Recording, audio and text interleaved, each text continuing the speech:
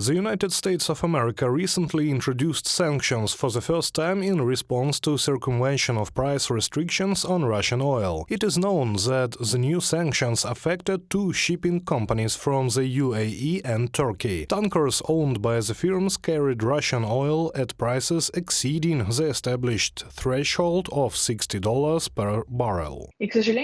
Unfortunately, we have recently seen that energy sanctions have gradually exhausted themselves, and we saw a number of violations. And finally, we see the first actions, so they should be assessed not in terms of the effect on the specific to Turkish companies that were held responsible, but in general a signal to the market that the United States has taken up this issue and will finally punish those who help Russia will continue to receive excess income from oil and petroleum products. Russia will never again be considered a reliable supplier of resources. This is how U.S. Assistant Secretary of Energy Geoffrey Pyatt commented on the new sanctions of the United States. He also promised that the country's government will continue to take measures to reduce the flow of petrodollars into the Russian treasury. In the case of our G7 partners in particular, we are also committed to work jointly to deny Russia future energy revenues and target in particular investments and projects growing Russia's future energy revenue. Geoffrey Pyatt, U.S. Assistant Secretary for Energy Resources.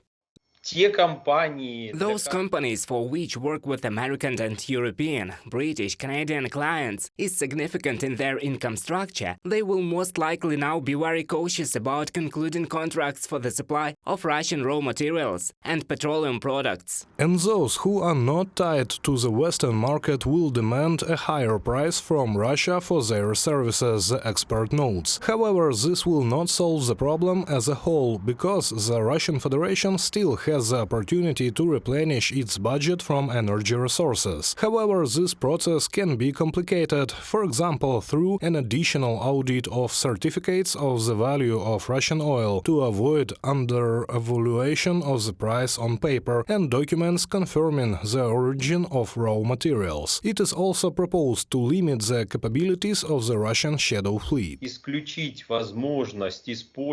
is quite possible to exclude the possibility of various companies, including the so-called shadow fleet, using all kinds of loopholes that remain under the sanctions imposed by the European Union and the British Commonwealth and the United States. And even closing these loopholes could significantly limit the profits the Russian Federation receives from trading energy resources in the world. At the same time, Russia still receives excess profits from the sale of fossil fuels. The largest source of income is from the sale of liquefied gas. Unlike oil, liquefied gas exports are not subject to Western sanctions. Therefore, a number of countries, including European ones, purchase Russian liquefied natural gas. If we are talking in general about the expansion of energy sanctions, then we still have unauthorized liquefied natural gas. Accordingly, we are also pushing for the European Union and the United States to more actively, at the level of an official ban, stop the import of liquefied gas from Russia. Experts note that the Russian Federation has become a very inconvenient, unprofitable and unreliable business partner in the eyes of counter-agents, in particular due to the close sanction guardianship of the Western states. Today, any cooperation with Moscow is associated with huge risks, which are increasing every day. Reported by Serhiy Kulas, Vasyl Panasiuk, UATV News.